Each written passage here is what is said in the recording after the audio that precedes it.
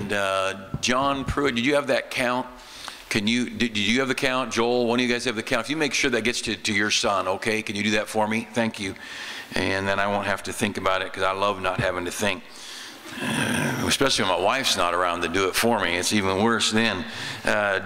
Nehemiah, if you'll find Nehemiah chapter 4, we may go back to chapter 3 and up to chapter 5, but mainly I want to stay in Nehemiah chapter 4 tonight. And for those of you, if you find that and hold your place, just let me get you, and I realize people, some still coming in from work, just come on in, find a seat, don't be embarrassed, thank God you're here. And it's good to have buildings overflowing on Wednesday night. Steve's, the Equipping the Saints is completely full. And anyway, it's great to be where we are. By the way, I believe the children, one of the kids group is singing next week. So if you've got kids up there, you might find out. Let's get them dressed appropriately for that. But Israel had, of course, if you want to go to the first king, you've got Saul and David and then Solomon. And we've got those kings that started the nation's rule under a monarchy. Prior to that, it was a theocracy. God ruled. And because if I can be very pointed, we've got a lot of young people. I just leaned over to Brother Victor. I said, you know, every year there's more people in our church younger than me. I love all the young people coming. It has nothing to do with me getting older, I'm sure, but we got a lot of young people in our church. But let me just say this to you young people, and I mean young 40, 30, 20. I'm not talking to teenagers, although you fit. But everything was okay with the theocracy, theos, God ruling. Samuel was the priest, he was the spiritual leader, but God was the leader. But what happened is Samuel's kids didn't stay on track. And because Samuel's kids didn't stay on track, as adults, I'm not talking about 10-year-old, but as adult young men, because they were not on track, the people said, give us a king, that we can be like the other nations. And when the next generation doesn't step up and put up the Christian life that the prior generation did, that is the cause of the nation turning to the world. Does that make sense? They turned to the world. They said, your sons aren't like you. And figuratively, I believe we can say that as a generation. We need young people to step up and say, God of our fathers, living still. Or as the other hymn, faith of our fathers, living still. We're going to say, I'm going to reach back to those who taught me, and I'm going to teach the very same thing. That's what Paul told Timothy. The things thou hast heard of me among many witnesses, these same commit thou to faithful men. And I chewed somebody out a little bit recently, and I don't chew people out much unless in the pulpit, but I said, you don't have anything better than Lee Robertson, Jack Hiles, Lester Roloff, and J. Frank Norris, and that crowd of men. We will do well. I don't know, most of you don't know any of those names I just said, but preachers do. And if they're worth their salt, they know that crowd a whole lot better than the preachers that are famous and have giant TV stations and a worldly congregation. But I have no intention of looking at the peers across the board, you know, just the people in my era, and modeling them. I'm not going to do that. I'm going to take the things that I was taught, and I'm going to grab those things, and I will teach them to every faithful man I can. And I'm not going to be, by God's grace, the cause of the next generation turning to the world. Now, if God will give me grace, I will not be the excuse the next generation has of saying, we want to be like the world. Now, I can only do one generation. The rest of it's up to you young people, and I mean young 20s and 30s and 40s. Certainly you high schoolers, but you that are in your 30s, the young people in high school need you to make it. You've got to make some decisions what you believe. And I wouldn't figure out what you'd believe. I'd find those who have walked the path before and do just what they did. It's the safest way to live. Well, what happened in Israel's day, because the generation following did not follow the leader, the people turned to the world. See, when young people see a double standard, they see inconsistency. They see you say this, but you live this, or you act this way, but you do this way. One of the young people in a Bible college here in America, and I wouldn't say who or where, I might one day, but I won't right now, but a young person in college called me up and said, you know, at our college, we have rules for dress standards and all that, but at the church that sponsors the Bible college, at their high school, they don't have those rules. And as a girl, she said, I feel like we're the ones on exhibit for the nation's preachers, so they'll send their kids here, when really the church doesn't believe at all the picture that we're painting. You know what she's seeing? She's seeing a double standard. Now, it doesn't matter, I mean, it does matter what you believe, but the fact is, don't be a fake. Be real. I'll tell you, if there's anything that I philosophically can look to in my life that I'm very grateful for, it's my parents were real. We didn't have a Christian home, but there was no fake in our home. Nobody pretended to be something. No one preached this and lived this. And so, anyway, getting back to the text. So Israel turned and they said, we want a king so we can be like the other nations. So they got a king, and God said, all right, it's not what I want, but I'll work with you if you give it a shot. And he gave them the rules, how to run the kingdom. All the way back in Deuteronomy, he knew it would happen. He said that this, when you get a king, do these things. But he didn't want it, but he knew they would do that. But so they get a king. So Saul's the king, and he messed some things up. His son Jonathan probably could have been the king, but God chose David. David, a man after God's own heart. David's son Solomon, and here Solomon is, and Solomon inconsistent in the latter years of his life, and he marries all these ladies who turn his heart away. And teenage guys, let me tell you, single men, nothing will turn your heart away like a girl. Girls are the biggest poison on earth, and we all love it. You get the right girl, she'll do nothing but encourage you to do right. But the wrong girl will mess up everything. And if you're married, you married the right one. But you single guys, you be careful. And you girls, you be careful to be the right one. Don't be the cause of a mess. So anyway, Solomon messed up. The kingdom splits. And through a series of kings, through many years, God says, I'm going to wipe you all out. The northern kingdom is carried away captive by Assyria about 722 BC. Very general, because nothing happened quick in those days. After dark, they didn't fight much because they didn't have any lights and it was too much work. You know, now we have night vision goggles and snipers and all those kind of things. So about 586, many years later, the southern kingdom of Judah, from about Bethlehem and Jerusalem south, they were carried away to Babylon. And they were there for about 70 years. And God said very clearly in the writings of Jeremiah, 70 years captivity, you're going to be there. We've been studying Jeremiah, and I'm just stepping into Nehemiah a little bit tonight. So 70 years, they're going to be captive. Those 70 years are about up. And little by little, they start seeing what's going to happen. Daniel's reading Jeremiah. Daniel says, hey, it's about to happen. We're going to get out of this. And could I just stop for a minute? You can get out of the mess you're in. You can. I don't know where you've been. I don't know what's defeating you. I don't know what despair, discouragement, what heartache. Don't stay there. God, nowhere that I can read does God leave his people in captivity. He's always got a plan to get you out of it. And what a God we serve. And that you can go off into Stupidville and build your house and plant your gardens and reap your harvest. And then you can say, I'd like to go move over to Smartville, and God will let you do it. What a God we serve. And so he says, the years are up, and Cyrus stands up and says, who is it that would like to go back and build? I'll pay the bill. And this is back in the book before Nehemiah, Ezra. And they go back to rebuild the temple. And it took a lot of work and some things going on. But Nehemiah, some years later, he's still in Babylon. He's the king's cupbearer. And he finds out the walls are still erect. The city's erect. The work's not done. And Nehemiah desperately longs to come back to help rebuild the city. Everybody had come and they kind of got the ball rolling, but you need a leader. You need somebody to make it all happen. Otherwise, people get very inwardly focused just on their house, their family, their job, their bills.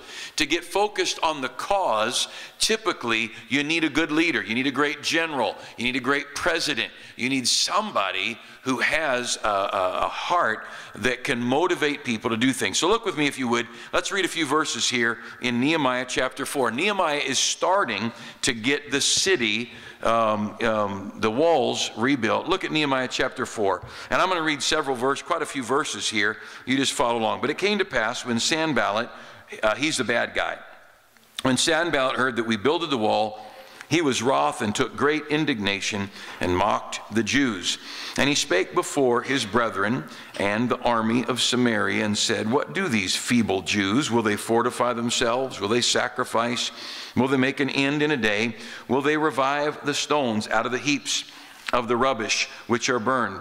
Now Tobiah the Ammonite was by him, and he said, even that which they build, if a fox go up, he shall even break down their stone wall. Hear, O our God, for we are despised, and turn their reproach upon their own head, and give them for a prey in the land of captivity. Now, these first few verses, I'm going to run through several things that happen when you try to rebuild, when you try to start over again, when you try to do something for God.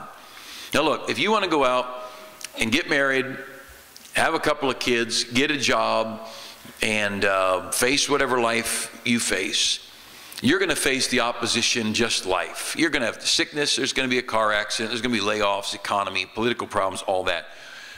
But your pool of enemies will be very small because you're not a threat.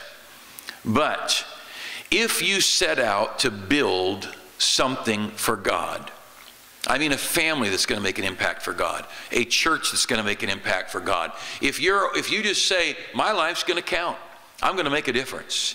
If you just step up and say, you know what, by God's grace, I am going to make an impact for God. If God will help me, I'll do this. Now, if you step up and do that, I don't care how old you are, I don't care what your career is.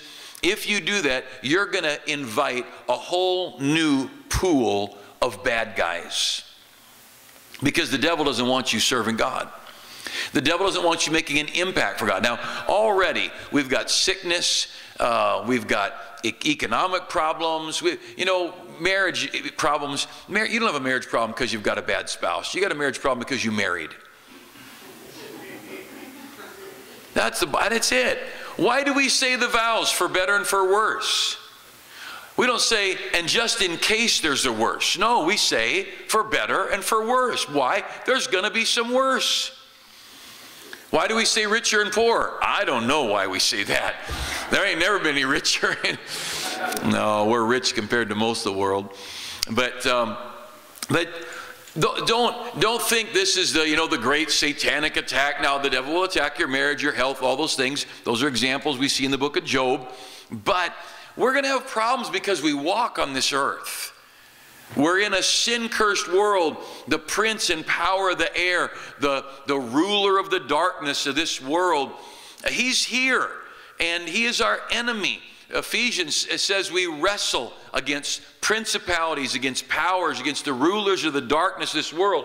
So over on this side, we've got the normal problems. Bills to pay, try to go to college, try to pass classes, try to find the right person to marry, try to get a car that won't break down. And you didn't hear about all those Fords getting recalled this week, did you? No, I wouldn't want to say that to you Ford lovers. But anyway, I didn't hear anything about GMs being recalled. But anyway, but I think it was Ford Focuses and things that are probably not even made by Ford. But anyhow, so over here we've got the natural problems. Your hair's going to fall out. You're going to get a kidney stone. And that's not, I'm not making light of those things because I've been around guys with kidney stones. Brother Record, don't want any part of it. I'm glad God gave him grace to do this. Those are not a good part of life. these are things that happen to us. You stub your toe, you have an ingrown toenail, you have a cavity. You know, my daughters are so funny. Esther's Miss Particular. You that have had braces, she flossed between her braces every day.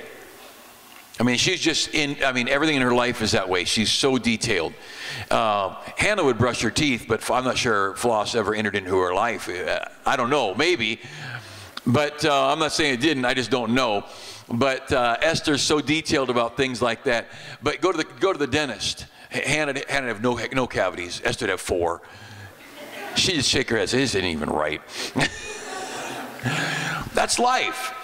Your enamel's not as strong as someone else's. Disease gets in. Look, that is life. And I'm not saying that the devil doesn't somehow influence that at times, because he does. Scripturally, we see that. But on the other side of life, when you choose to build something for God, when you choose, when you come to the point you start, maybe you get saved and you start going to church and you think, you know what? I like this. I like this book. I like this life. I'm choosing it. This is mine. When you have made that choice, when you have come to the point where, and by the way, that's nobody's business, it's your business. But when you come to the point where you step over here and you say, I want this Christian life. And you might say, well, I'm still kind of thinking. Well, think, it's all right. Everybody thought. If you think for 5 minutes or 5 days, 5 months, what's bad or good in there? You make the decision. But when you step over that line from living a normal life, trying to keep your bills paid, trying to stay married, trying to have a normal, maybe go to college or get a career, whatever, those all have their set of problems. Unsaved people have those problems. But when you step over this line to start building something for God, you just adopted a whole new set of enemies. Over here you have the principalities and the powers and the rulers of the darkness of this world, the spiritual wickedness in high places.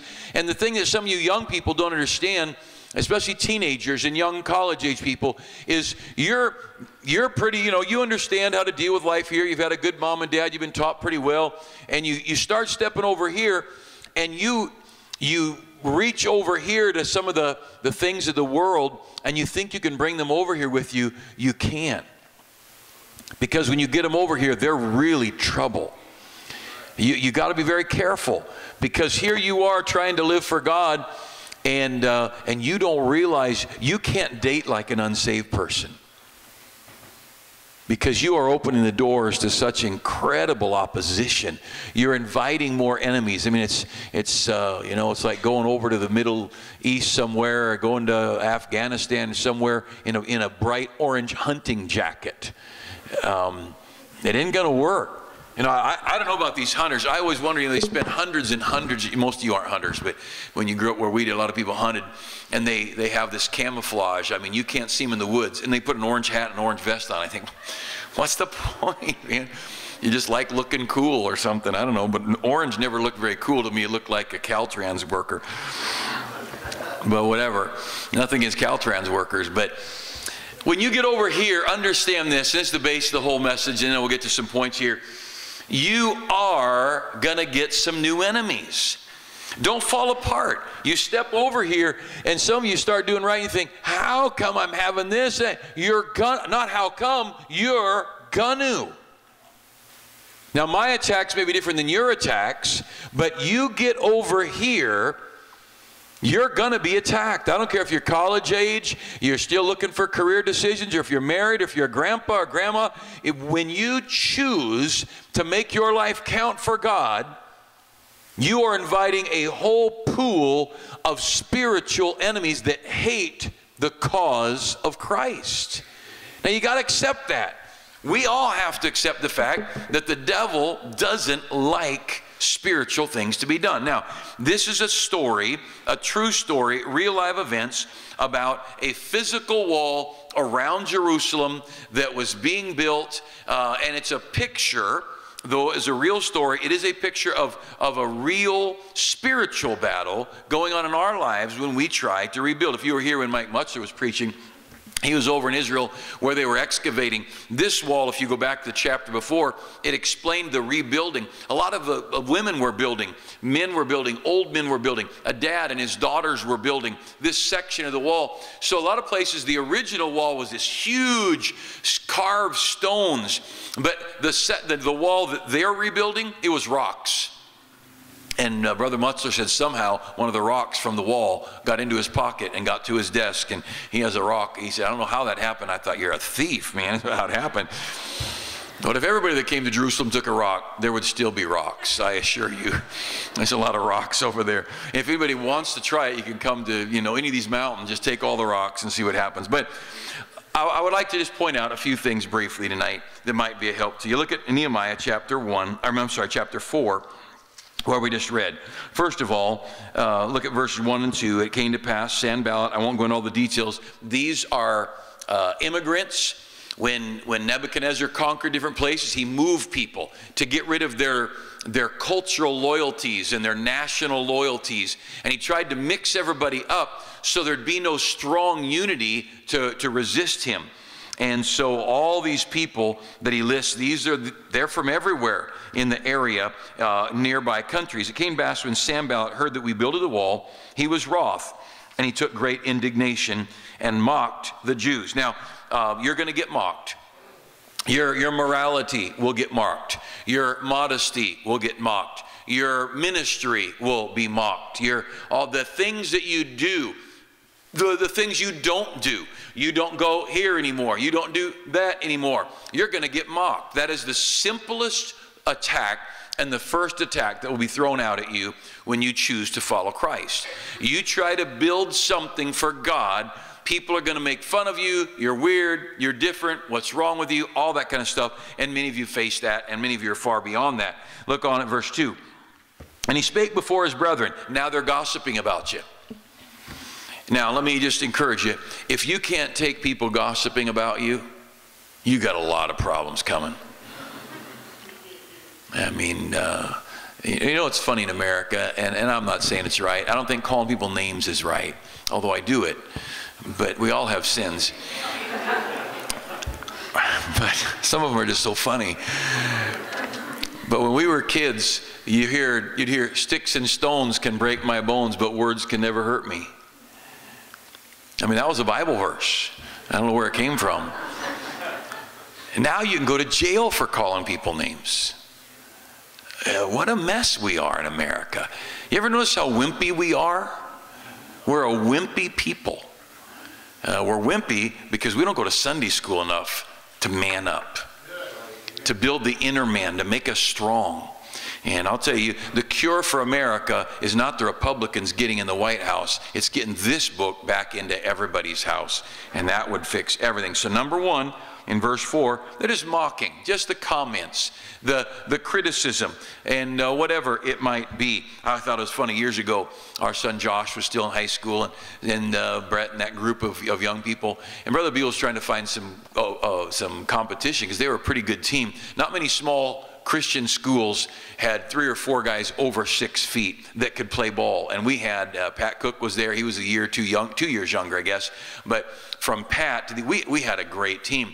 And I remember we played against Cal Lutheran, just a scrimmage. And I was up there, and on the way in, they were kind of making fun of our boys' haircuts and the way they combed their hair and stuff. And then on the way out, when our boys beat them all over the place, they were real quiet. That's always fun when the one who gets made fun of wins. But it's the girl's dress, it's the guy's hair or whatever, it's the music you don't listen to or you do or the whatever. It's just the mocking. Verse 2, then they'll start talking about you. The object of gossip. And he spake before his brethren. So now they're gossiping. The army of Samaria, this gathering, this little makeshift army they had there, the Samaritans, the half-breeds, the mixture of peoples from different lands.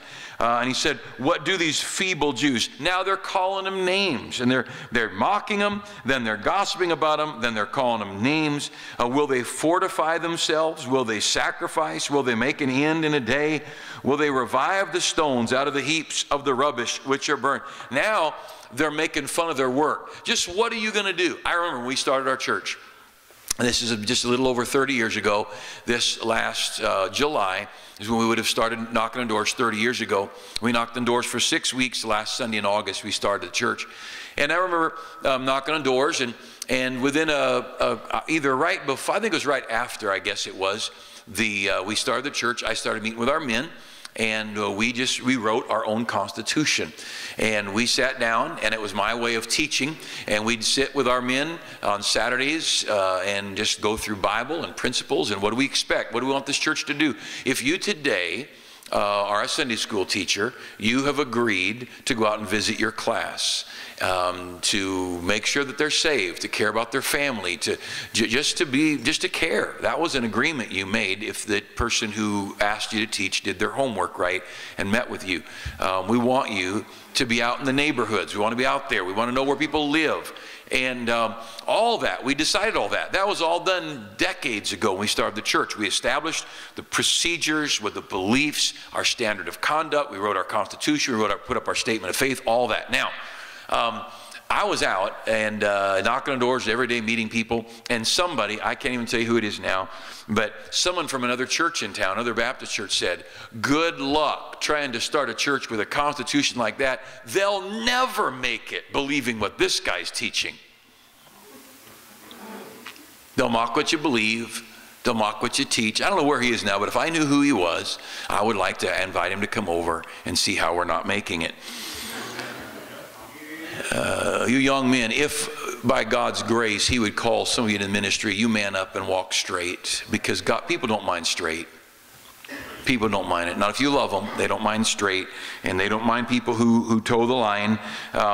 Boy, they made fun. They said, "Yeah, what are they?" Right? They're gonna picture this. Picture a wall, 20 to 40 feet wide, 40 to 80 feet high, and picture that wall being crumbled down, knocked over, torn down, pulled over, and picture all of that rubble being spread out.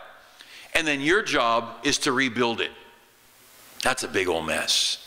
And it was busted rock, and it was ancient rock, and it was just a big mess. And they said, "Yeah, you're going to build a wall on top of that." They're making fun of their work. You may want to start a business. You may have a dream, a vision of starting. So look, go do it. Give it a shot. Don't let people intimidate you.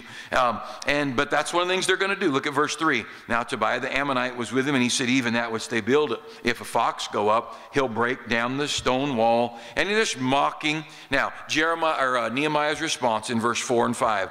"Oh, hear, O Lord our God, or hear, O our God, for we are despised, and turn their reproach upon their own head." Now I think Jesus changed that to turn the other cheek, but I really do like the Old Testament.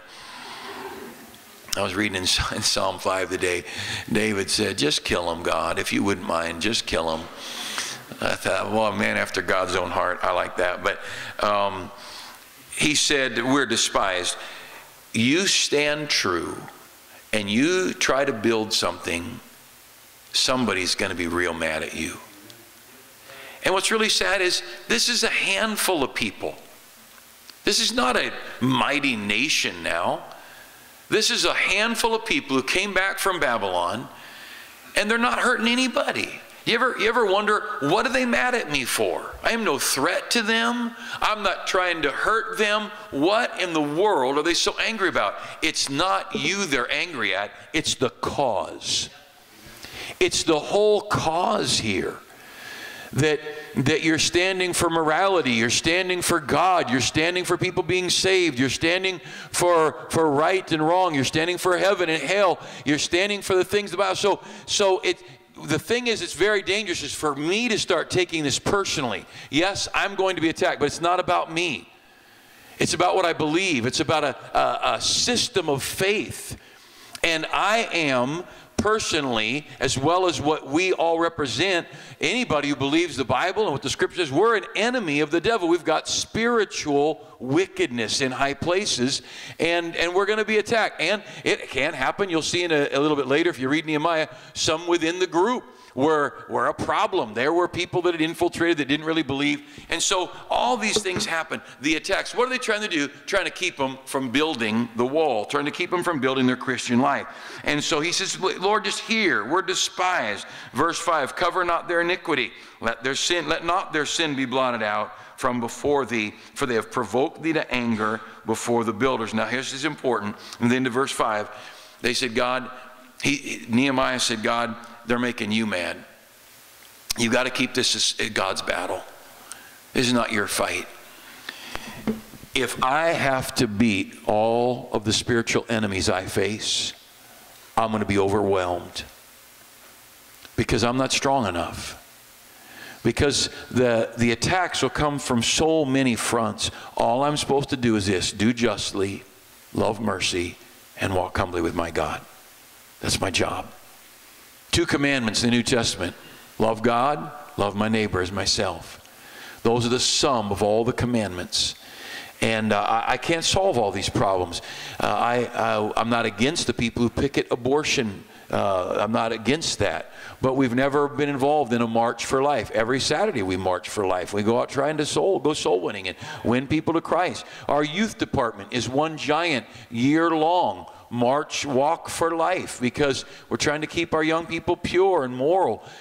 That's our whole ministry is involved in those things. And so I cannot afford to take up an agenda. I can't get in the let's impeach Obama agenda. I can't do that. I pray for him almost daily. I'd say daily. I'm sure I miss some days. But you know what? If I could get all of the people of God in America to love God and love righteousness, God would take care of whatever's wrong in Sacramento and whatever's wrong in Washington. We're fighting the wrong battles. We're trying to accomplish, there's so many enemies out there. And you know, the environmentalists are a mess. Let's fix them up. The anti-oil people are a mess. Let's fight that. The green movement is wrong. Let's fight that. You know, nothing wrong with green. We all like money. It's green. But I can't fight all those things. I'll tell you what I can do. I want to get over here and I want to build something for God. Look, young people, some of you may feel, some of you adults may feel very insignificant. You make a difference for God where you are. Pass out some tracts at work. If a coworker asks about your weekend, tell them, the first guy to start witnessing to me was a coworker who on Monday morning or Tuesday, I forget what day we worked, I think it was Monday, I worked with him, he would say, wow, did we have a great day at church on Sunday. That was the first person I ever started talking to. And you know what? We didn't go far because I didn't have anything to say. You know, it'd be like me talking to somebody about hockey. All I know to say is I really like fights. I don't know anything about hockey. I just know they beat each other up and it's a good game. But I couldn't talk too much. But he was the first one to begin nudging me towards spiritual things. Make an impact for God. That young man, at that time, I'm going to say 24, 25, right out of college, he has a part in Faith Baptist Church. Though I haven't seen him in almost 35 years. Has a huge part here.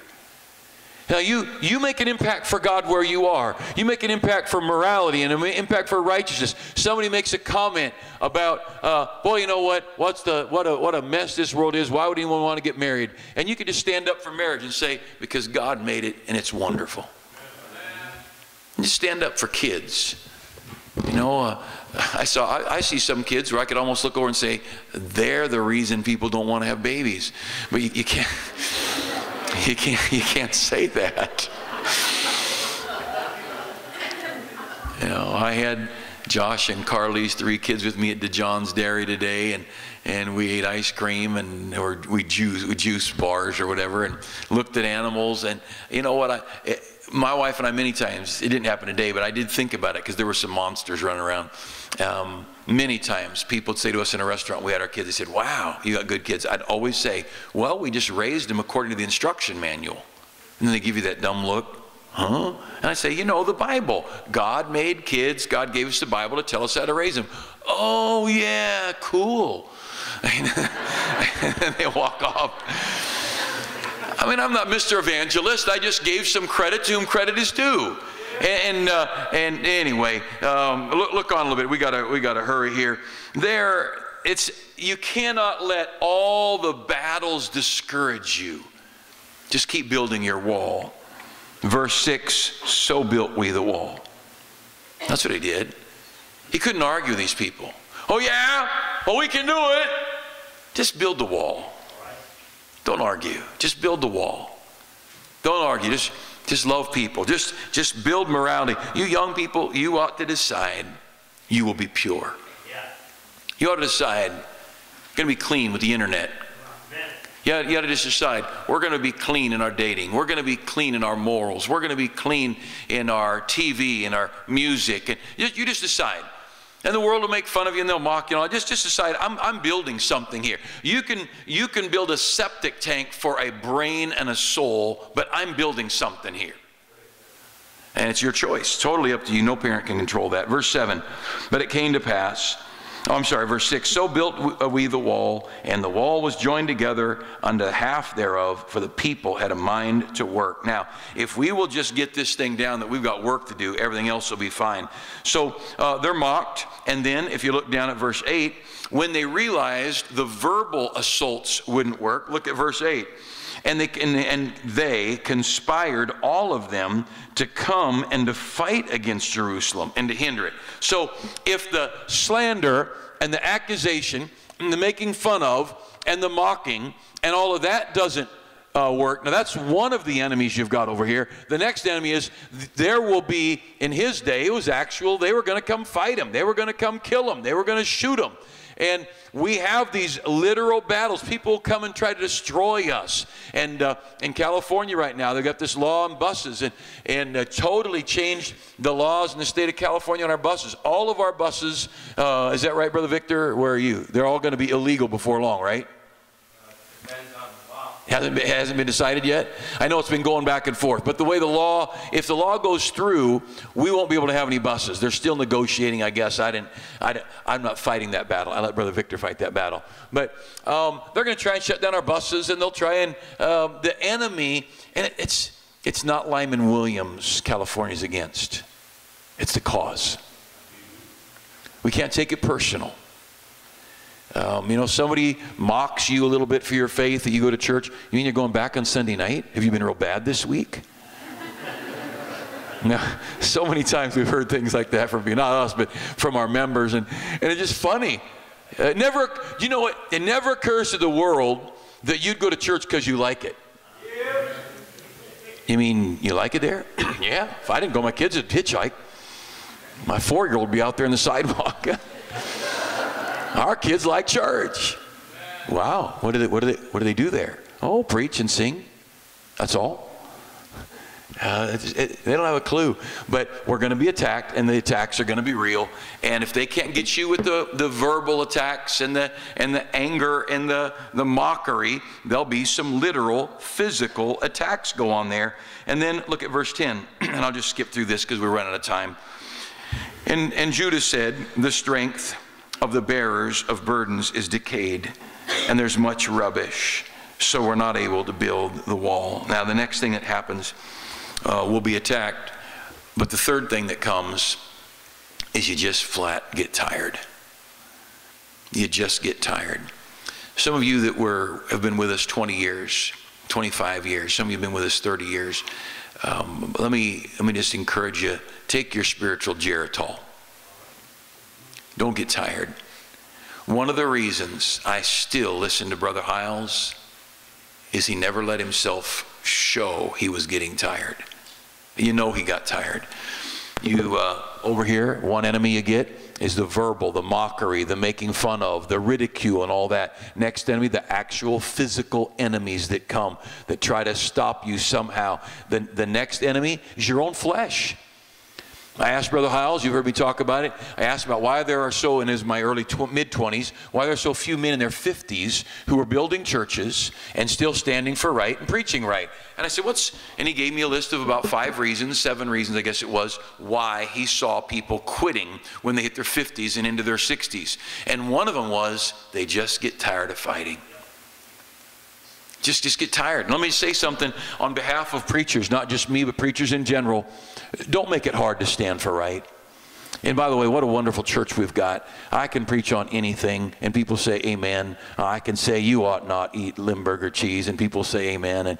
And we got a great church. But what a wonderful thing for me to be able to stand as my pastor taught me to stand and have my church stand with me. But you know what? There are pastors all over. It's like pulling teeth, and it's a battle, and there's an argument. Why can't we do that? What's wrong with that? How come the teenagers can't go here? We just want to go do that. Don't do that, man. You're going to wear the pastor out. Yeah. Yeah. You want to ruin the pastor. And again, it's not here. I'm saying this for people who are going to hear this online or get a copy of it, or those of you that are going to go to another church. Don't wear out the leader. Don't wear out the mom and dad, young people. Tell you one thing you want mom and dad feeling good because they got to put up with you. Don't weary your parents with your attitude. Don't say to your parents, oh, why? You just take a dirty gym sock, shove it in your mouth, and go do what you're told. Oh, man, what an idiot to weary the people who are responsible for you. That's crazy. And you know, Nehemiah, you read the first chapter of Nehemiah, he heard about the state of his homeland, and the king saw that he was sad. And Nehemiah, it says this, Nehemiah said, I was afraid, for I had never been sad in the king's presence. Nehemiah wasn't going to be a discouragement to his leader. He's going to be a help to his leader. But we do get tired. Your parents get tired. It's a wearying life to go to work and make the commute and all this. But let me tell you something. One of the things over here that'll weary you spiritually, to just keep fighting the flesh and fighting the fashions and fighting the music and fighting the immorality and fighting the movies. Mrs. Goddard and I, on occasion, I don't know, every decade, every 5 years, whatever, we'll just go through it on a binge and go through DVDs and just throw things out. Because you got to keep purging that, because junk creeps in there. And you got to keep yourself clean and keep the immorality out and keep the decency there, because you just get, there in verse 10, the strength of the bearers of the burdens is decayed. And you know what caused us to get tired? All the rubbish. You know who is the life of our Christian school? Brother Beal. After him, it's our teachers. Brother Beal doesn't need a bunch of rubbish on his desk. You young people, you want to destroy your school? Just keep bringing trash into our school. Just bring in the trash and bring in the trash. And what will happen is you'll wear down the strength of the one who's bearing the burden. Make sense? No offense, but no teenager here is bearing the burden of this Christian school. No teenager here is carrying the economic load. No teenager is organizing how do you get referees and how do you get a ball field and how do you get a gym. No teenager here is organizing tournaments and transportation. And no teenager here is dealing with the CHP in how to get buses legal on the road. And if you young people bring rubbish in here, you're wearying the one who is carrying the load of your school. You're crazy. I mean, that is suicide. And the only one who really would want you to do that would be the devil's side of things. So be very good. I want to encourage. Look, if it's a grocery store clerk, if it's a policeman, I want to encourage people. I don't want to be weighing down the people who are, if it's the donut shop, man, you want the donut shop people happy. We better close here. Let me show you one more. Look at verse 14. I looked and rose up and said unto the nobles and to the rulers and to the rest of the people, be not ye afraid of them. Remember the Lord, which is great and terrible. And fight for your brethren, your sons, your daughters, your wives, and your houses. Remember, I just say in closing this, what do? Remember the Lord. It's a great God we stand for. You see, if this fight was just about Bruce Goddard, I'd throw in the towel. But it's his fight. It's his fight. This isn't about me and my wife.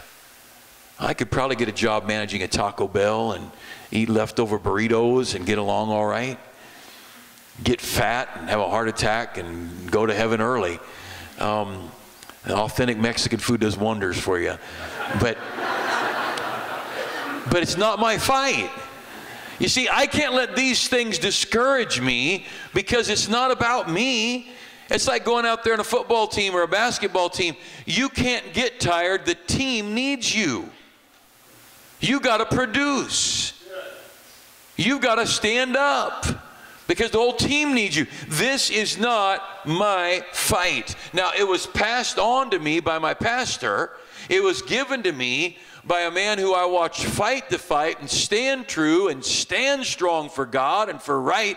And he passed the baton to me, and my job is to pass it on to you as true as it was given to me, but it's not my fight, it's his fight. And so when you're struggling to do right, to battle against the world, to battle against the flesh, understand this, remember the Lord who is great, a great God. I don't represent a little wimpy Allah.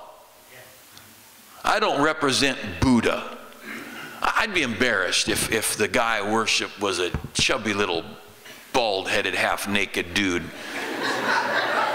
that no one ever saw do anything except sit cross-legged with incense in front of him. I mean, something's wrong with that.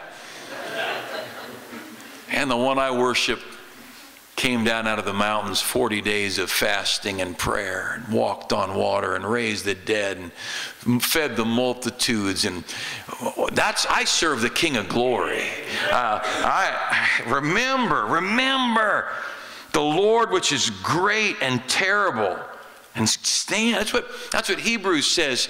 Looking unto Jesus, the author and finisher of our faith. You don't fight because you're so strong. You fight because he's so incredible. You fight for him and you fight for his cause. This is not my battle. This is my Lord's battle.